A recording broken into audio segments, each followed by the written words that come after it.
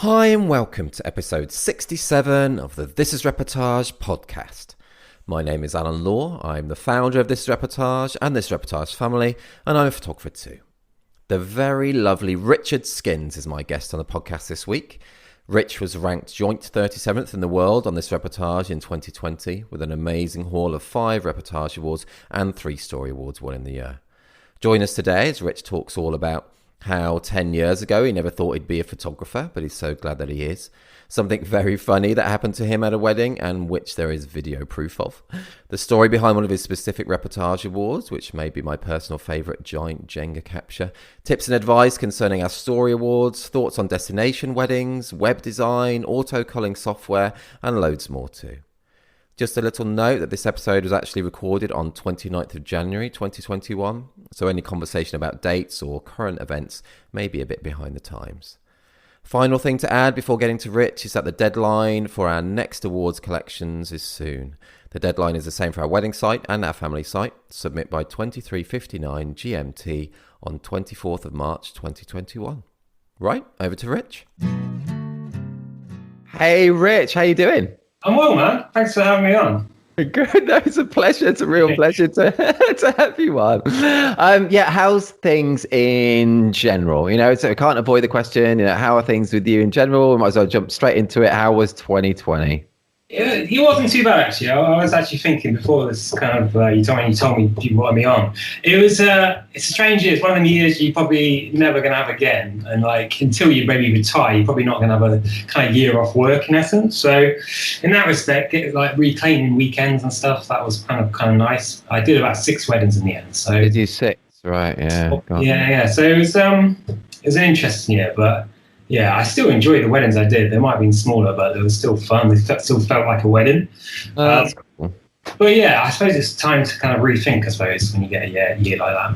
That's true. I mean, it does have that plus, that kind of enforced time to think, I guess. Has it made you think differently? Has it changed your direction in things? Have you diversified or anything?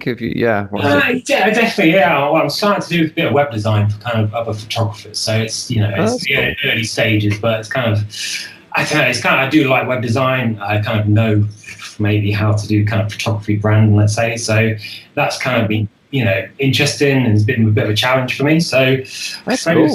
Yeah, stuff like, doing more family shoots, stuff like that, just to kind of get some income in. I wouldn't say family shoots is what I'm good at, but... Oh, really? I bet you are good at it. Yeah, it's one of those things. I definitely prefer weddings, so... Right, okay.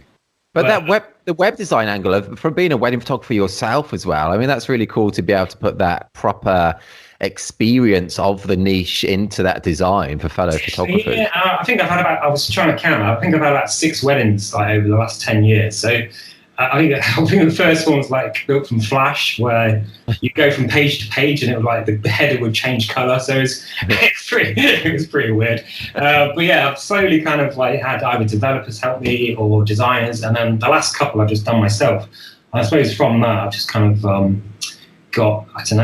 worked out how to use WordPress, kind of got some, maybe some skills from designing, and then just tried to put that all together for my own website. And then I think a couple of photographers have kind of seen that and like what they've seen. Yeah, hopefully that kind of will pay some income this year. Yeah, that's really good, man. I think that's really good to do stuff like that. And you never know, we might have people listening now who are interested in getting, but there might be a new website or a different design. Yeah, I'll see what happens with weddings, but I definitely would like to do a few this year. So yeah, more than happy to.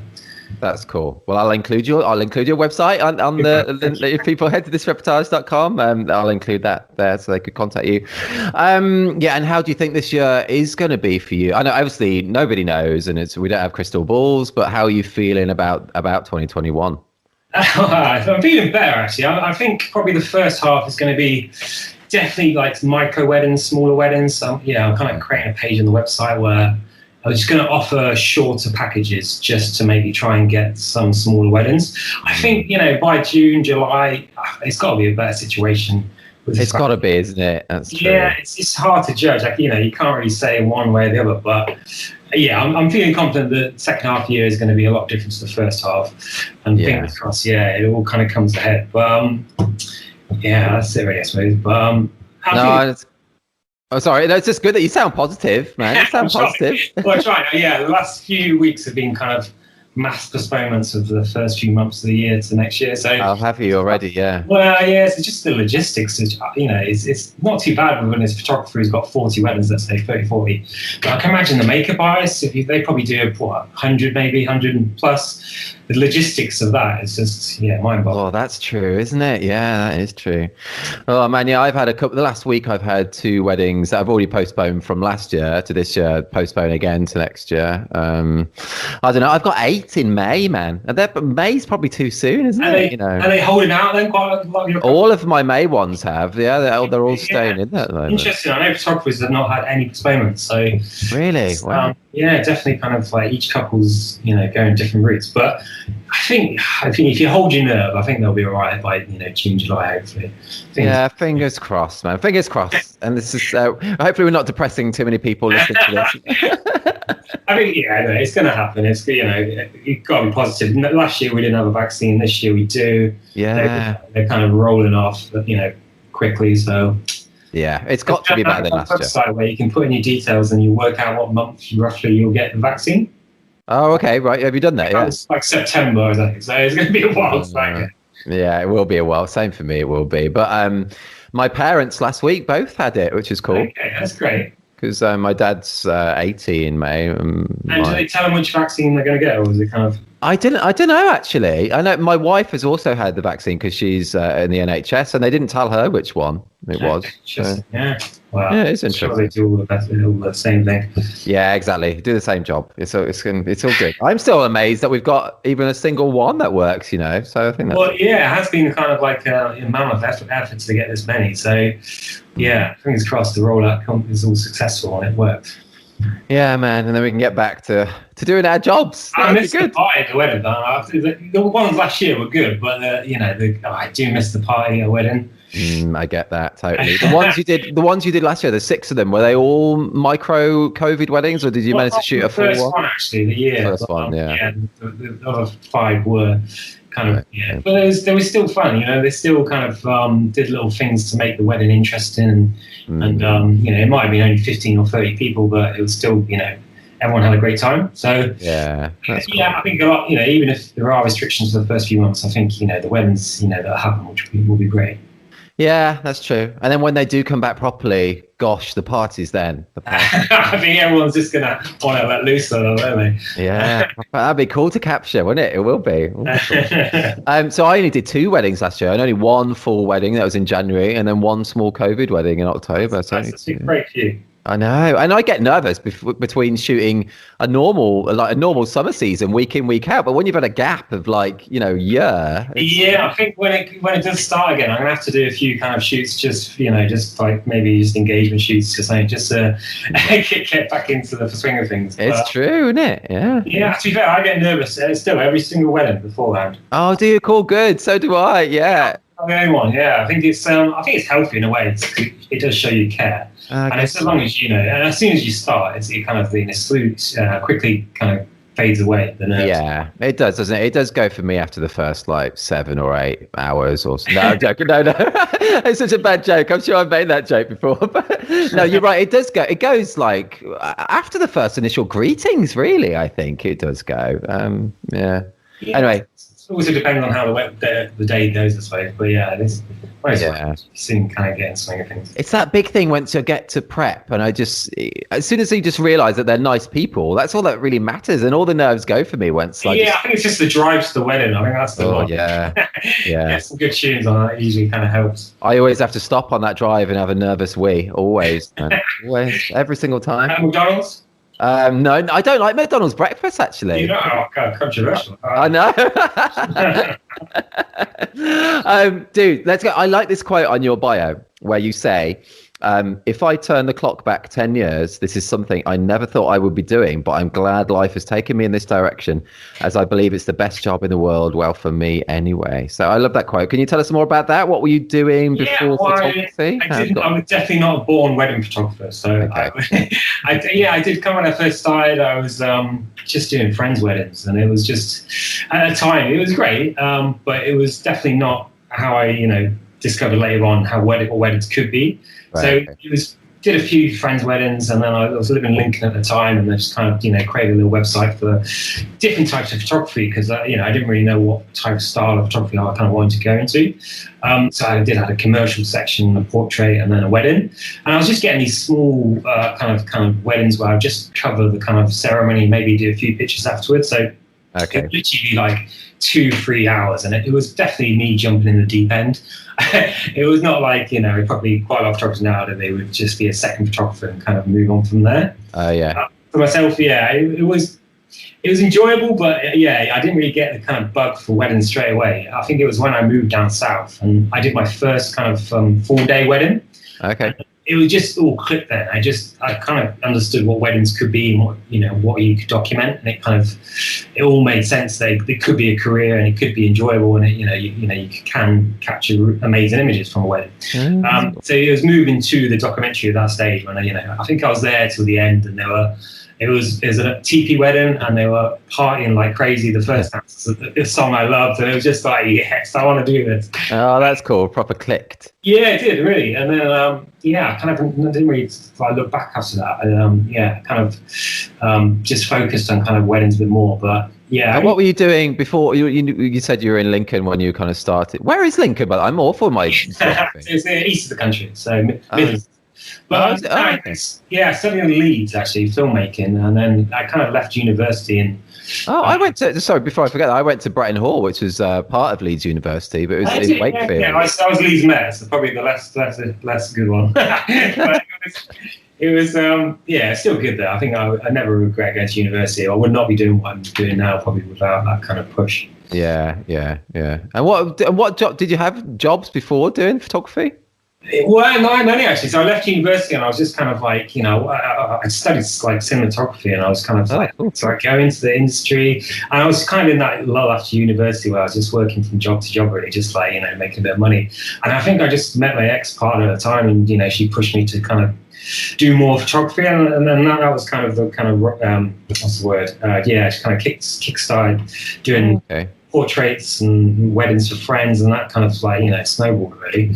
So you've never had a proper job before photography? Well, yeah, I've had loads of jobs, but but not like full on career type thing. No, this was definitely my first one. So it literally was. It was good, man. Yeah, I can, I never regret. That's like a proper photographer then, really. It's been a big part of your life, though. You saw my early work, I know. I think it's a long, hard road to get around, probably. And what was the instigator to move down south then? Because you're in Dorset now. Yeah, I live in Bournemouth. So my ex got a job with Lush Cosmetics. Oh, okay.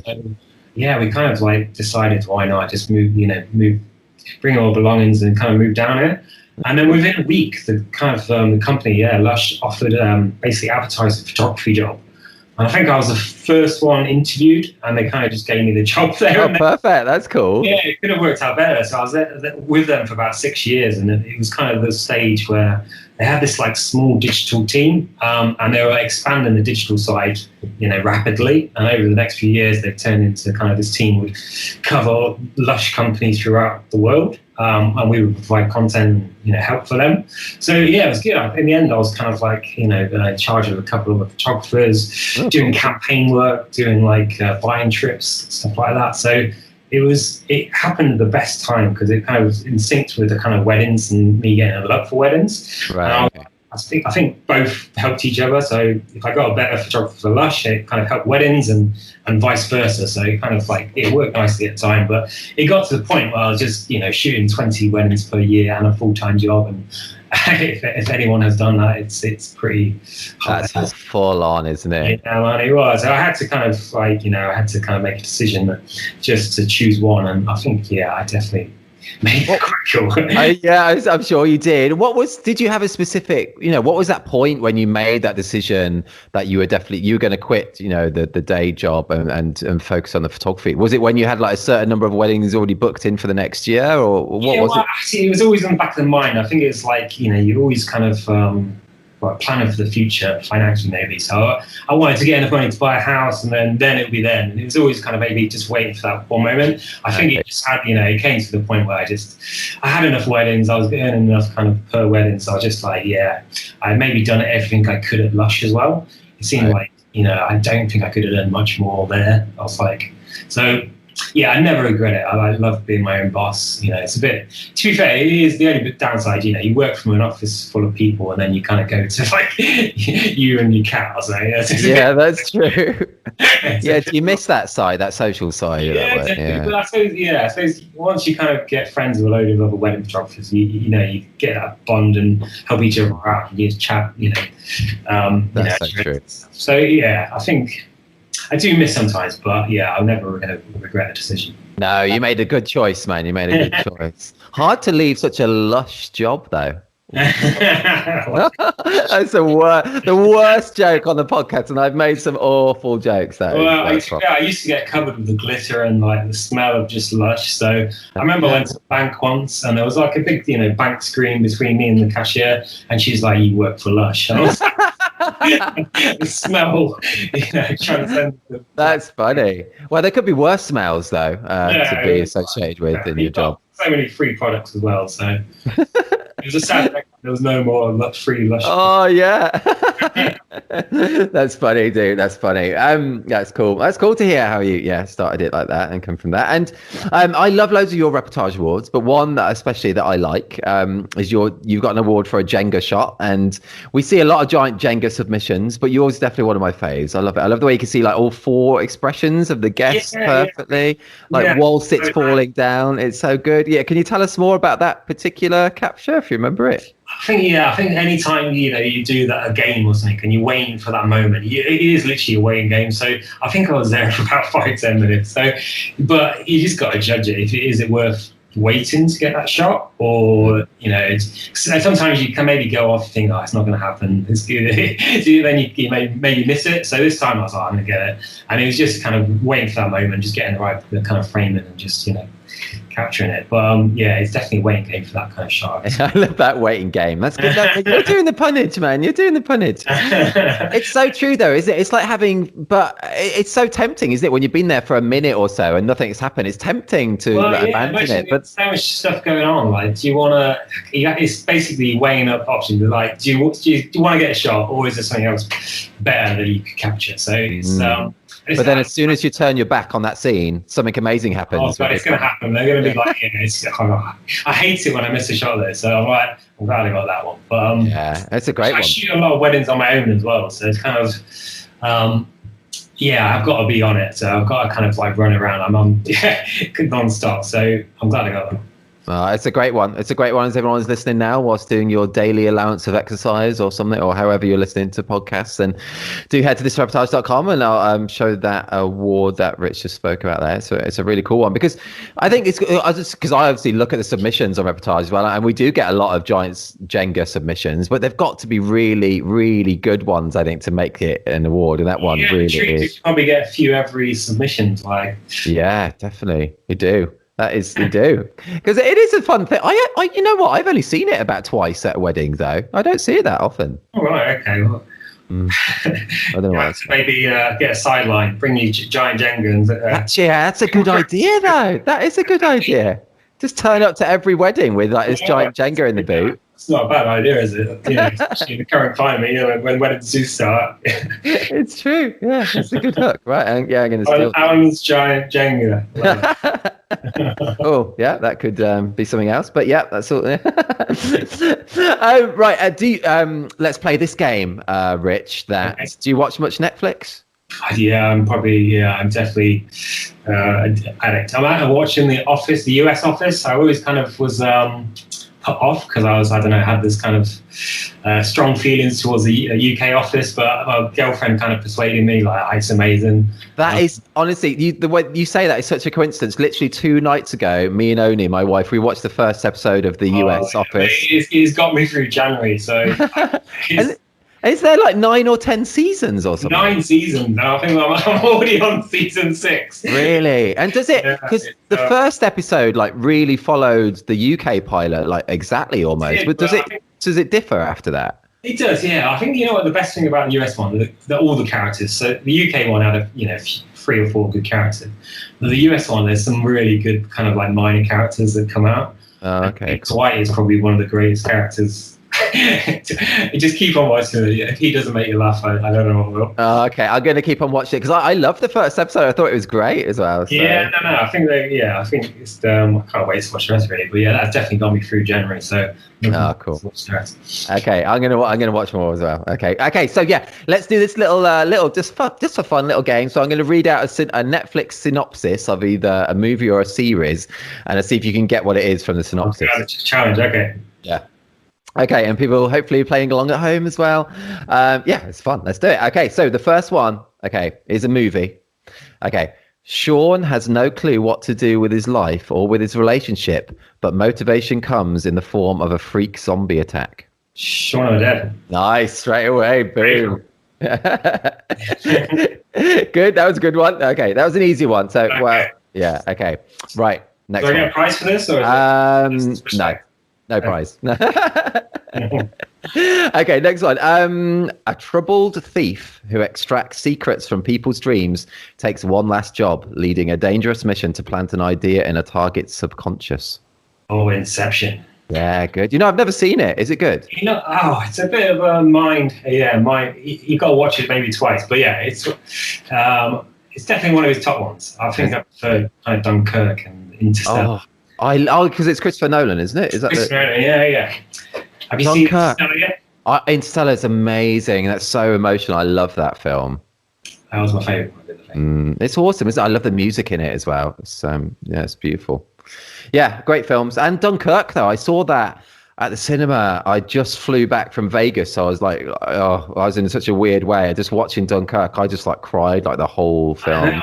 It's so imaginative how he kind of put it together, kind of three time sequences, and they all kind of merged to one. I think that was a genius. Yeah, it kind of worked perfectly for him. Yeah, amazing. Right, well, 2 out of 2, man. You're doing great. We got more. We got 2 more. I'm gonna do. Okay. So this one is a bit older and is a series as a clue. Okay, but and this is this is the synopsis for the whole series. Okay, when his brother is wrongly When his brother is wrongly convicted of murder, a structural engineer resolves to bust his sibling out of the notorious Fox River State Penitentiary. God, it's no, it's on the tip of my tongue. It's I know. I actually worked in Japan for a couple of weeks, and one of the Japanese staff there, they thought I looked like the guy. I looked Oh yeah, I get that. I think, mate, I get that resemblance. Prison Break. I think it's just because of lack of hair, maybe. I don't know. Yes, Prison Break. Good one. Have you seen it? Yeah, I think I got a bit bored after season 2 or 3. I can't remember how many seasons. Yeah, I only saw the first season, I think, actually. But it was good. They kind of dip, they lose the plot. But yeah, the first one was good, though, from what I can remember. Prison Break, yes. And Wentworth Miller, I think, is his name, is it? Yeah, that's why I look nothing like him. But what work were you doing in Japan? So it was with Lush, yeah. Before I left, they kind of I was photographing farmers in the Fukushima region. Oh wow! Quite interesting, yeah. They basically kind of had a giant earthquake, and then tsunami, and then followed the tsunami, hit the power station, and it's like a nuclear disaster. So Lush were working with the farmers, so they couldn't grow anything because of the kind of contamination. But they learned from kind of where the disaster in Ukraine, I can't remember what it's called. Tipping my tongue. But the other nuclear disaster, they learned that if you grow rapeseed, the oil extracted from the rapeseed is non-contaminated, and they basically use this oil to make soap. And all the profits went to the farmers and people in the region. So I got to kind of fly over there and just do this kind of big campaign with Lush. That's been cool. Yeah, it's good, man. As soon as I did that, I think I always wanted to do like this buying trip with Lush, and as soon as I did that, I thought, done it now. So it's my notice. I might as well leave now. Yeah, I'd like to go to Japan. I've never been to Japan. It's my favorite, if you love food, it's probably my favorite place I've ever been for food. Do they have McDonald's over there? Yeah, it sounds really bad, but I went into one of their fast food places for lunch, and it was probably the best fast food I've ever had. Oh, really? Oh, yeah, cool. Most of it was every single meal there. I think they just put so much pride and it's just delicious food. Sounds good. Fried stuff as well. You think it'd be all kind of maybe sushi or something, but it's a lot of delicious fried food. Oh, really? Oh, it does sound good. Yeah, I'd like that. I'd love to go. Definitely, once we're allowed to travel again, I would definitely, if you can, go for a couple of weeks.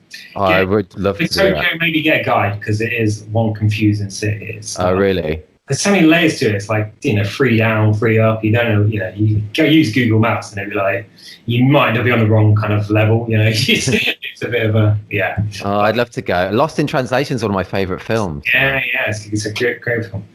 Love that. And I think that they've put back the opening, but they are opening a Super Nintendo World in Tokyo. Are they? Interesting. All right. With like themed rides around like Mario and stuff, and my kids now love Nintendo, so I think that would be great. I did. It wasn't Tokyo actually. It was Taipei. I went to one of these VR kind of arcade places. I don't know. Oh, cool. Oh, did you play Mario Kart VR? No, it wasn't that. It was more just like they had all these proper big machines. I think I did a 360 one where you fully kind of you put this VR head unit on, and you can literally control this kind of 360 device. I think it was like a battleship on. It was amazing. Yeah, they should need some of them in the UK. I think.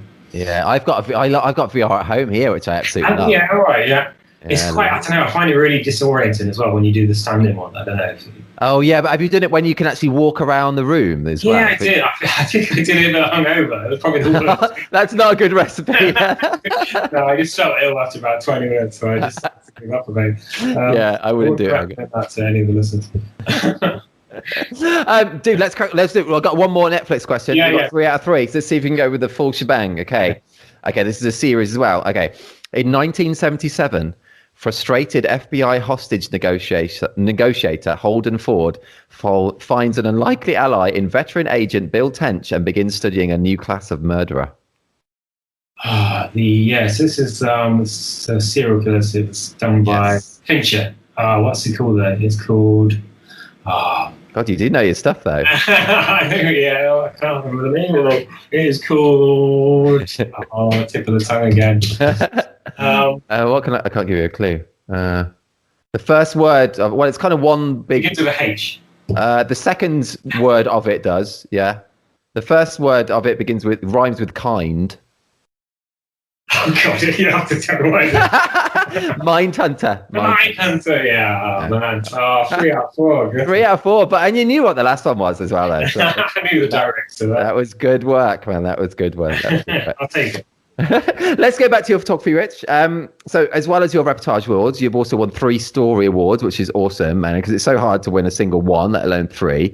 I got all of them actually last year. So that's proper cool. It's so good because honestly, it's so hard to win 1, let alone 3. It really is. Do you have any tips or advice for people entering the story specifically? Do you have any specific methodology in how you choose your images for stories, or do you just choose your favorite 15 to 20 images for a story, or how do you approach it? I think we're winning them 3. I think I took advice from someone else who's on your podcast, so it was just like you try and make sure every image is the killer, so you never kind of repeating yourself. Probably that if you're not repeating an image, you're not repeating the theme or the composition. Maybe like it always kind of feels like it's showing the whole wedding but differently in every frame. Maybe that makes sense. Yeah. I've got to say that it is probably the trickiest one to win actually, just to have 20 images that perfectly kind of say a wedding, but it really is, because look at it from a judging perspective as well. Like some judges feed back to me saying, I really wanted to award this particular story, but then like this one image just wasn't really very good. So it only takes one image to put a judge off. Yeah, it was actually when I judged. It was like definitely. It probably helped like judging. It worked out like what goes through a mindset when you are judging. Did you enjoy it when you did it? I did actually, I think we definitely. I don't know if we had different reviews. Some of the judges, we don't know what they picked, but they picked some different ones. Maybe. I did enjoy it. It's so subjective, though, isn't it? That's what I love about it as well. You're definitely right to pick like different judges for each time. It makes sense. Yeah, it'd be boring if it was the same judges for each round. You might. I think I've put in images, when they've not won, and then next time they did. So it's definitely subjective. Definitely, and that's a cool thing. It'd be boring if we all like the same stuff as well. So imagine if you had to take like a test to become a wedding photographer or something. Well, yeah, it's probably there's not many industries like where you don't have to do that. It's quite I was I think the channel about this the other day about like having like there's quite a lot of the old school kind of accreditations for photographers. They are they probably need a modern day version of that maybe. I don't know. It's interesting. But would you do it? I don't know. Do you need to do it? Probably not. No, I think you'd probably pigeonhole a style of photography, aren't you, if you kind of push people from one direction where it should be creative. So exactly, that's what I love about it. The thing of it being on like an unregulated industry is that you get the whole gamut of tastes and exactly, definitely. Cool. I don't know, when did you start? It was about 10 years ago as well? My 2012, 2013 was my similar for you. About the same, So I remember going I don't know if you're on Flickr at all, but there was like a group on there called Starting a Wedding Photography Business. Oh, cool. What were they about? Well, it was back away. It was just literally like starting, a group for that, starting a business. But I had like Jonas Peterson and a few American ones. I think there's a few UK ones, but it was like a treasure trove for information back then. Like now you can probably, there's millions of workshops and millions of like, you can just do one-on-one training with only photography one, let's say. But back then there was nothing. So it's quite interesting. You can probably get off any style now and just learn, focus on that. But back then it was literally, I remember searching the forum. Anything you want to know, it was on there. It was like, that's cool. That's handy. It was pretty good back actually. Yeah. Is Flickr still around now? I don't know. Yeah, I think they tried to move it to Facebook, and it was a big failure. I think. But, and talking of workshops, have you been on any workshops before? Yeah, I've done like 9 Dots and then the Way Up North. I think I've done I can't remember what the other ones are. Yeah, I do. I haven't done it for a while, but definitely good for inspiration maybe sometimes. Probably not training. I think maybe 9 Dots is getting more towards technical as well. But I definitely, if you need to be inspired, I think occasionally in your life you do. I think I went to 3 in 1 year. I mean, I just needed that. I just needed to kick up the ass or something, and it just worked. It was like it inspired me to just like remember why I love weddings and try and kind of challenge myself a bit more. That's cool. That's a great reason to do it. Definitely, I think. Yeah. Did we play table tennis? We didn't play table tennis, did we, at 9 Dots? Yeah, you beat me to that, Hannah. I remember the 9 Dots I went to, you were talking, I think. But, I think you may have beat me, but I'm actually rubbish at table tennis. So. Oh, it's such a good game. Are you still reigning champion, or is that? I am, but only because they didn't have one this year. So I don't know if that still counts, actually. I don't know. Rich, has anything really embarrassing or really awful ever happened to you at a wedding? I wish I could say no, but I think it have happened a few times. I've got embarrassing stories. I've got a horror story. So both. Okay, we'll start with the bad one. Like it was, I don't know how long? Probably like 4 or 5 years ago. I was on like second of a triple weddings, and it was in Oxford. I don't know if you photographed like Oxford weddings, but I've never done one in Oxford actually. I think no. It's all like a one-way system. There's like lots of traffic, especially on Saturday. It's a bit of a nightmare to get around. And I was at the hotel with the bride, and it was all going well, but it was just me that day, and she really wanted these pictures of her dad fancying in the dress, and she was running really late, and I was just like, and I just decided to just like, I stayed, and it was kind of fine, so I left just before her, she left, and I kind of like, it was in one of these kind of like university chapels. And there was basically a place to park nearby, and they'd give me the address, and I was there. I arrived, and it's like it was the wrong address. There was no basic parking. And I was like, oh god. I drove past where the wedding was, and it was in this like giant stone walls, like 20 feet high, whatever. It was just like one of them ones where it's like it's old buildings, and I saw the bridal car kind of like driving in. So oh god, my heart was just like a thousand beats per minute. So she drove a little bit faster. It was like a Saturday. The gates were shutting behind this car though, and it was literally I just parked the other side of the gates. There was like shoppers going on the pavement, like I was literally beeping my horn just to try and get them to open the gate. Oh, man. I don't know. Someone heard me. And they opened it up, and I drive through, and literally the bridal cars, they're not even parking there. They're just like dropping the bride off and then going back out again. I literally just had to just park up. It's like a university campus. There's all students everywhere. And just grab my kit and run in. And, I was there literally just 10 seconds before the bride. I documented it. It all went well. And then I came out and I think it was the priest saying, is that your car? And I just quickly found the parking, parked up, and it went all right. They basically loved the images. No one really noticed, so it kind of all worked out. But I remember I photographed all night. I went back to the car park where I put my car eventually, and it was all locked up. It was about 11, and I hadn't one the next day, and it was like, oh God, there was no number to ring, anything like that. So I literally was. The building I went to before, I found a window, and I was just literally knocking on his window, and luckily this porter just saw me, and he managed to open up the car park. It was one of them moments I was just like, oh God, do I really want to do this? Oh my days. Yeah, that's mental. Wedding the next day, and it was literally one of the best weddings I've had. So it kind of it was all in one location, it was all easy, and it was just, it made sense. But I suppose situations like that, I just learn, you've got to leave early, or you've got a second photographer. So I think, I suppose if you can learn from those lessons, and that's all that matters, really. I think that's made my palms sweaty just listening to that story. I never had my heart beat so fast in my life. I was oh, that's a nightmare. Oh, and for it to happen in the middle of a triple as well. Oh, yeah, it was. I remember us driving after I got out of the car park, and do I really want to do this? I'm like, is it worth it? But I think I learned soon after, you've got to be a bit more firm if they do want these pictures. You've got to, especially, I do a lot of weddings on my own. I would push for a second photographer, definitely, and if it's like a city wedding where there's multiple locations and stuff.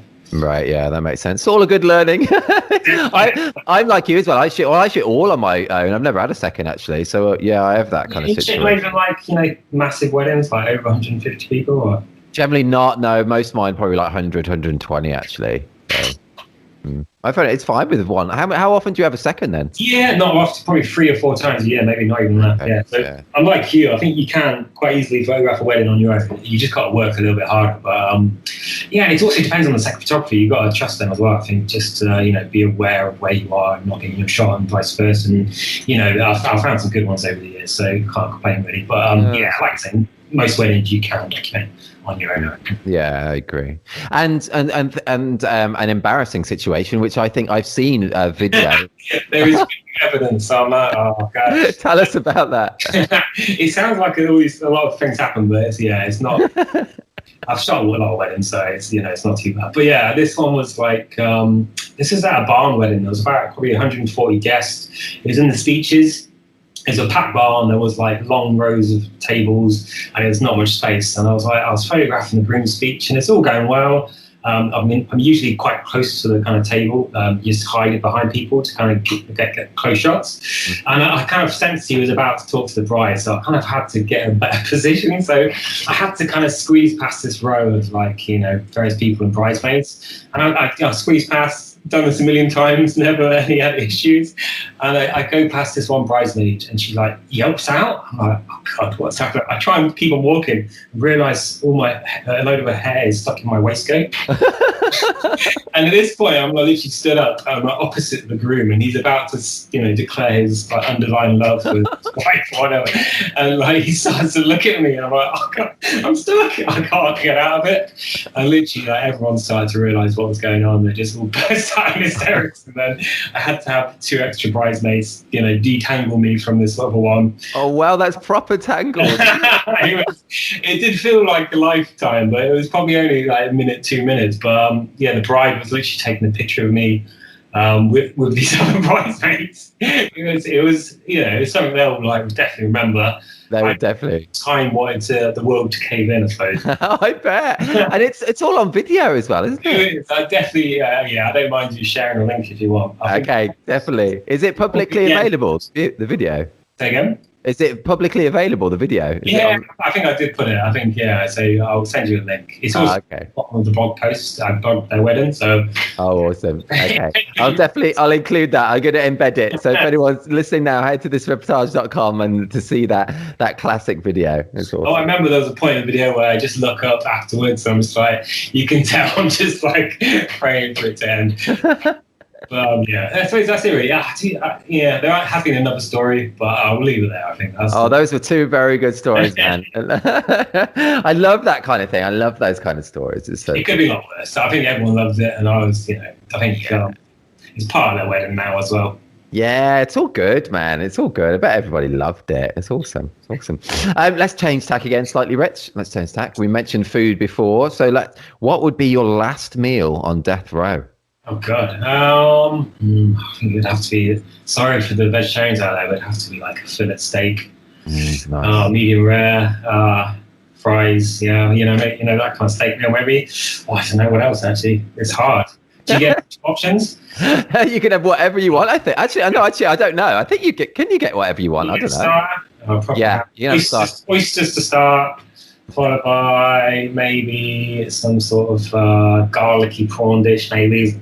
What else? Dessert? Tiramisu, maybe?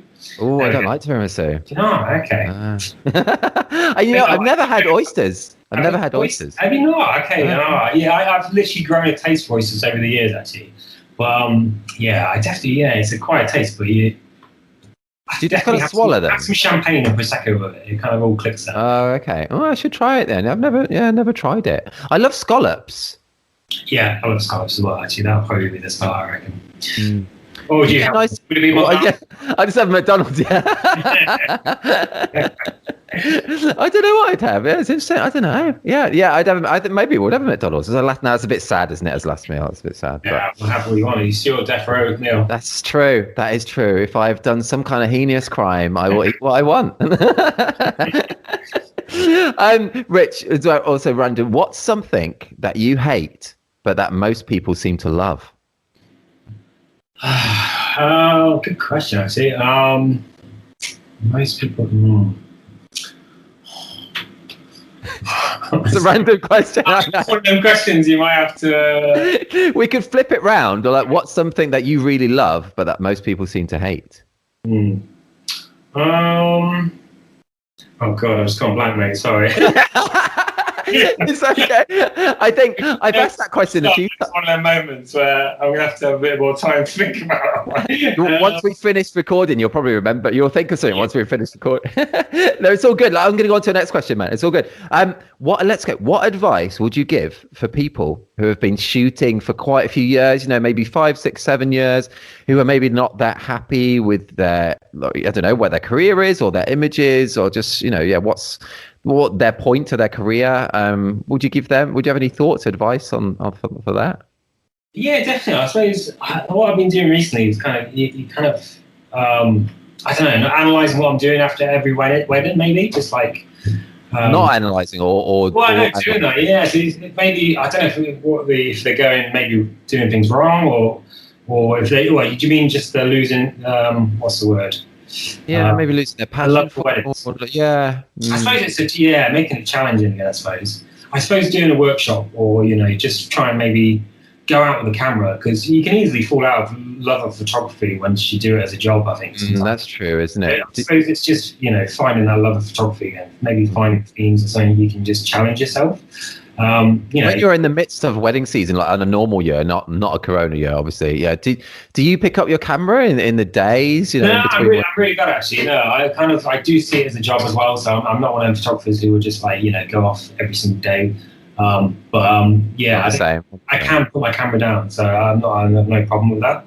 I definitely think sometimes even at weddings you can challenge yourself. Like you can try and maybe you didn't do a shot at one wedding, you can try and get it at the next one. You try and maybe, I don't know, challenge yourself is probably the best thing. That's a good advice, actually. I think that's really good advice, to challenge yourself in that way. Do you, are you a photographer who, and there's no right or wrong, everyone's different. Are you a photographer who likes specifically shooting at different venues weekend, or do you prefer shooting at the same venue often in the year? Yeah, I think you nailed on the head there. I think there was years where I would never shoot at the same venue twice. And it was literally just because I wanted to be different every single time. And the years go on, I'm a bit more relaxed about that, so I don't mind shooting the same venue maybe, twice, maybe 3 times a year. But yeah, most of the time I love shooting. What's the word? Yeah, so I see a venue to the morning of the wedding. I don't like to see it beforehand. I like that kind of like, it's kind of, what's the word? It's just all new, like straight away. Yeah, or like fresh eyes. And I think that's a plus size though, I think, for the clients as well, because then they're going to get unique imagery and not just the same poses in the same locations around the same venue. Yeah, I mean, even if I arrive at a venue, I've got this great app actually, which tells you where the sun will be at any given point. You click to the side. So even that, you can work out like where's good for portraits if it's sunny or something. So, but yeah, definitely prefer just like fresh venues every time. I get that. It's cool. Definitely. I'm like that as well. And I think that's one of the benefit of what we do, I think. And I like just traveling around the UK. Even I don't do as many destinations as you do, but just because I live in Cornwall, like I have to drive hours for every wedding that I do, really. And it's just seeing different bits of the UK I quite like. Yeah, I've actually loved that over the years, like, because you never really probably get a chance to see your own country. And like, you do with this job, you get to, see it all. So I love it. I love, even across the UK, I'd love seeing everywhere, really. Destinations, that's going to be an interesting one for next. We'll see how it goes, I suppose. But yeah. Oh man, what with Corona and with Brexit as well. It's kind of double whammy. So it'd be interesting. I think I've only got about 3 this year. Okay, yeah, because I was going to ask you about that. You shot, quite a lot of destinations, haven't you? You shot in like Switzerland, Portugal, France, and more. Do you remember how you got your very first destination? I'm trying to think I think they just found me. It wasn't really kind of advertising as a destination photographer, and they just kind of, they just found me and said, do you want to come to France? And I was like, yes. And then I thought, I did one. I was like, I got a bit addicted really. So I do love traveling. So just to have the job and travel was kind of a win-win. Cool. Definitely, I don't know if you've shot many, but they're definitely harder, I'd say. If you're good with heat, then it's fine. But some of the weddings have, the 40-degree heat, and you just out in the sun all day. It's definitely takes its toll. But definitely, I find them far more stressful. As you say, with the heat one, I did one in Skiathos, and it was 46 degrees, but it was that hot. Like virtually every shot is like just the bride mopping her brow of sweat, and they didn't want to go down to the beach or the ocean or anything, so they might as well. It was just like a hotel in the UK. It could have been. Yeah, exactly. But there are times when you get an amazing like chateau, and it's kind of all works out, and it's just a good experience. So I don't think I would want to be constantly, destinations every week, but 5 a year maybe that's good for me. That's a lot, man. Even I think I only do like 1 or 2 a year, and I find that's quite a lot. Yeah, it definitely gets easier, I suppose. But it's a little bit worrying, what's going to happen with Brexit and stuff. But yeah, that is true, isn't it? It's going to be a lot more difficult that thing, really. I don't know if there's any answers yet. Get a work permit or not? Wing it. I'm not too sure what's the best answer really, but we'll see. Yeah, we'll see. We'll see. What's been your favourite destination wedding? Like favourite location? Yeah, Portugal actually. I've done a couple there. It's always, it's always actually really good food. And I just love the venues I've shot there. But apart from that, France, I would say, I just love France. So, cool. Well, I hope they can come back in with a vengeance soon, man. Yeah, me too.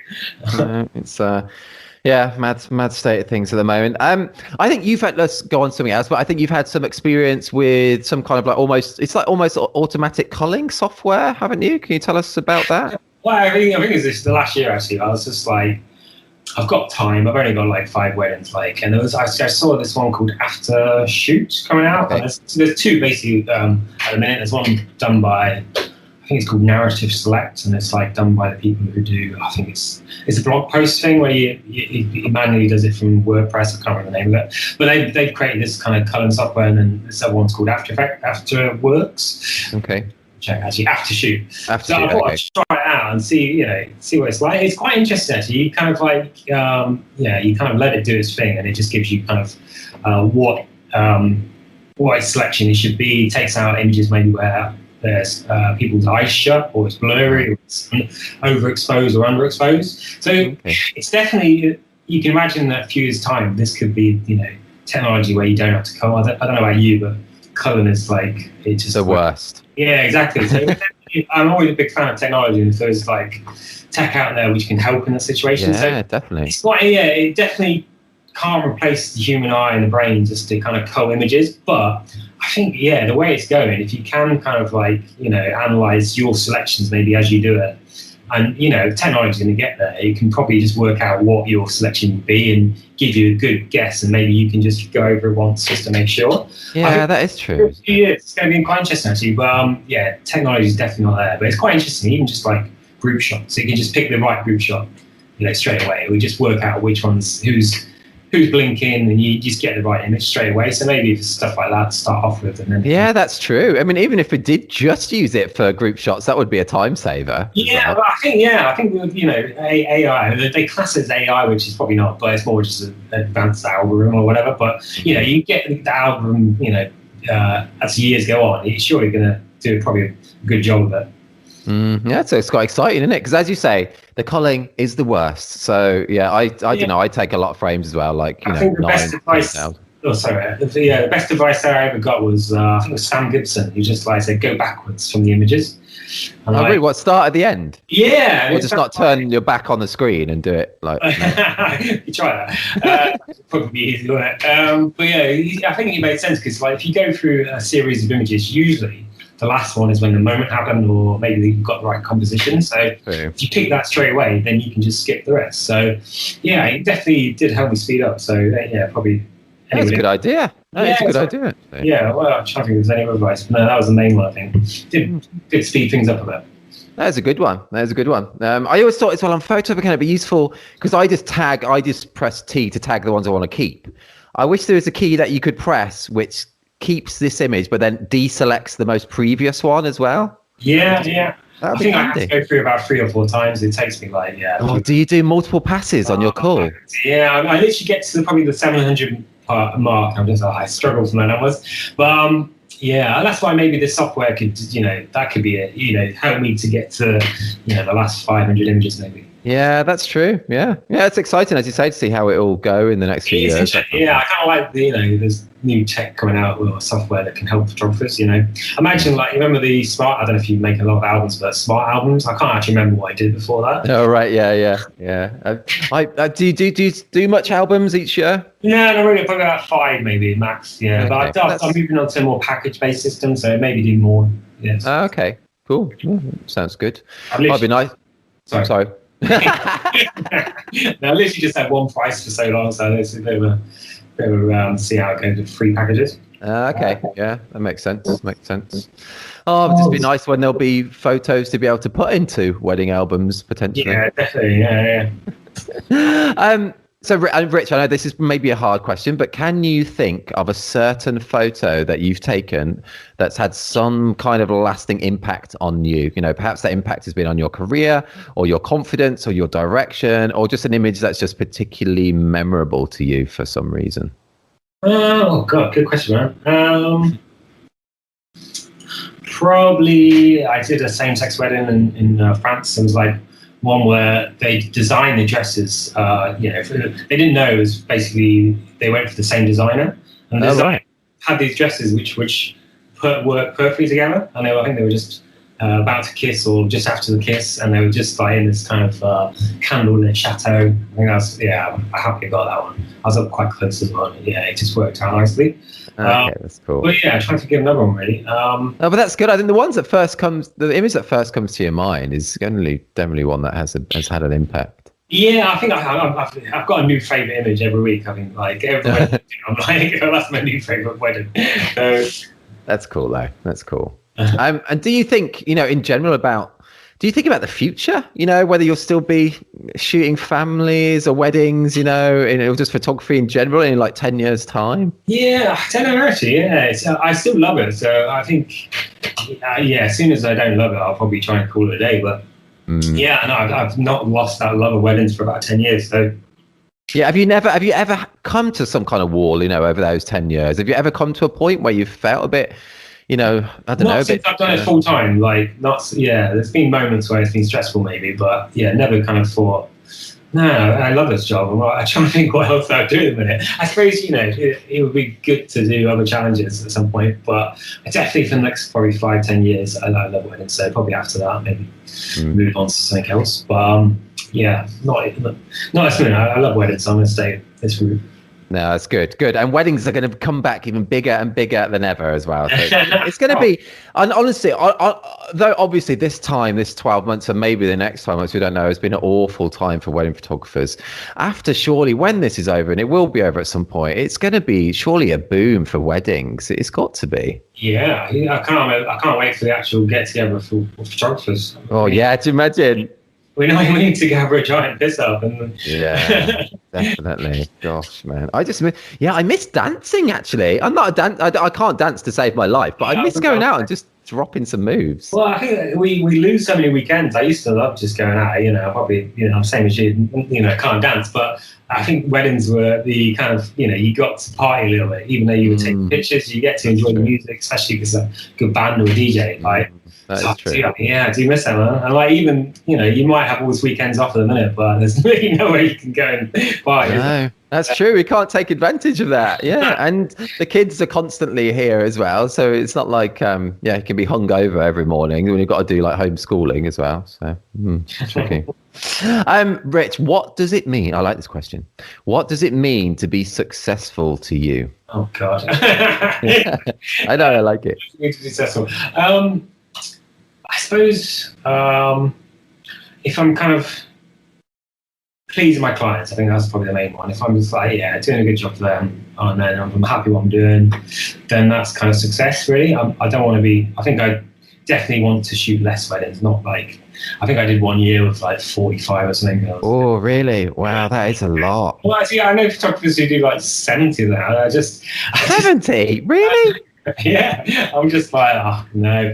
Yeah, so if I could just have a good number, 25, 30, and just, still have a little bit of a life as well, because it's been nice to have this year off in a way, but I can remember like previous years, like from April to like maybe October, the years go so quickly, like since I've become a full-time wedding photographer. I don't know if it's the same for you. It seems like time speeds up, like as soon as you get into the kind of wedding season. So in fact, maybe just a balance between, work and life, I suppose. Yeah, that is success though, isn't it? Getting that balance. That is the goal, yeah. You can still earn enough to live and just have a better life as well. Yes, definitely. Yeah, I agree, definitely. Man, Rich, this has been, I'm just checked down, gone so quickly. I know it really has. So it's been almost an hour. So thank you so much. It's been really fun talking to you. Thanks for having me on, man. Loved it. Oh, I've really enjoyed it as well. Really enjoyed it. I've got time for one more question. Okay, perfect. Biggest one of the lot. Okay. Do you eat the canapes? Yes, I do. I am a sneaky canapé eater. Do you have any technique, or do you just go straight in there? Yeah, it may be misdirection, so I'll look the other way as my hand goes in. Actually, that's a good, sometimes when, it's not very documentary, but sometimes maybe you want to get someone to look one way. If you look that direction, they'll look that way. Oh, yeah, skills, that's true. It's not very documentary, let's say, but if you did want someone just to look one way, they're just looking that direction. Sometimes they do. That's perfect for the canapé waitress. But yeah, I'm definitely a secret canapé. You got it. Why not? Yeah. Exactly. Yeah, you got to. Yeah, and sometimes, what was we talking about food actually? What about you? Do you take packed lunches to your weddings, or do you have it in your contract that you're going to get fed, or what do you do? No, I have it. Yeah, I don't have it in the contract, but I do ask that too. Yeah, I think a hot meal is definitely, is essential. Oh, it's nice, isn't it? Yeah. Most of my weddings are probably 12 to 14 hours, so you're there a long part of the day. But I normally just have a big breakfast and then that's it until eat later on. But yeah, some weddings you probably don't get much food. You get a sandwich and a but I don't mind. So that's the worst thing, when the clients have purposefully paid extra for a meal for you, which is lovely, and then the caterers still treat you like trash. Though, have you ever had that? Yeah, oh god, yes. Trying to ask them for food. I know they're all stressed because they've got to do they've just been working non-stop. But oh god, yeah. Sometimes I don't dare. Ask. I've had a bit of conflict with some chefs. Well, chefs can be fiery, So you got to pick at the right moment to ask them if you got any food. Yeah, that's true, and that's why I prefer just having a packed lunch, because I hate the whole kind of Oliver cap in hand thing. Please, sir, can I have some food? I just don't. Yeah. I hate that. I like on the place. I've had some good food. I think it's interesting with destination weddings, ones in Italy or France. They look after you. You get the same food as everyone else. They've got cool platters of food. So it's quite interesting actually. In the UK, it's sometimes a bit different. Yeah, But it's funny. I know it's funny, isn't it? Talking about food. You go in some photography group. Sorry. It's making me hungry. Oh yeah, and me actually. When we were talking about your last meal on death row as well, that was making me hungry. But it's just funny talking about food because you go into like some Facebook groups, and they'll all be talking about food, and then you'll get other ones where say no, you should never talk about food. But it's quite interesting. I think it's all good. It's all part of it. I think you're human. Like you need to eat. There's nothing wrong with that. Yeah, no, definitely. Man, Rich, thank you so much for your time. I really enjoyed chatting to you. Yeah, thanks for having me, man. That was not as terrifying as I thought it would be. No. Oh, it was really fun and some really great stories. I love that. Thank you for sharing. Yeah, I'll send you a link afterwards for that video. Yes, people do. That's great. Head to thisreportage.com and Rich, I'll have that link of the video to put there, so you'll be able to see for yourself what happened. Try not to do what I do. Don't wear a waistcoat. Yeah. Do you wear a waistcoat most weddings? To be fair, no. I think I lost a bit of weight last year, so I don't think I probably needed to. But we'll see. But no, just avoid bridesmaids' hairs if you're going past it. That must have been pretty tangled to have multiple people trying. Yeah, still to this day, I don't think I could even recreate it if I tried. It was just one of them like freak occurrences but hey, it's all good. Laugh about it. Yeah, all good, man. All good. Awesome, dude. Thank you so much. I hope you have a good year. Hopefully I get to meet you in the flesh this year sometime. Yeah, cheers, man. Thank you for having me out. Appreciate it. No worries. Bye, man. Bye-bye. Take care. Bye-bye. You've been listening to the 67th episode of the This Is Reportage podcast. Rich was really fun to talk to, and he shared some great stories and advice there. Hope you enjoyed listening. Head to thisisreportage.com to see a link through to his website, the specific Reportage Award he spoke about, and what you all really should watch, the actual video of his tangled moment. So funny. We have lots more episodes of the podcast available, where we speak to wedding and family photographers from all over the world, delve into our back catalogue to hear from the likes of Sana de Block, Pedro Villela, Valter Antunes, Anna Hardy, Andrew Billington, Lisa Hu Chen, Liam Shaw, Fabio Marula, and many more too. If you're not yet a member of This Is Reportage or This Reportage family, check out all the benefits of joining us, including an unlimited number of images on your profile, 60 individual award and 18 story award entries per year, invites to our physical meetups and parties, exclusive discounts, hours of educational videos featuring tips and advice from some of the world's best photographers, and much more too. The submission deadline for our second collections of 2021 is soon now. The deadline is the same for both our wedding site and our family site. Submit by 23:59 GMT on 24th of March 2021. No poses, nothing staged. This is Reportage. And this is bye for now.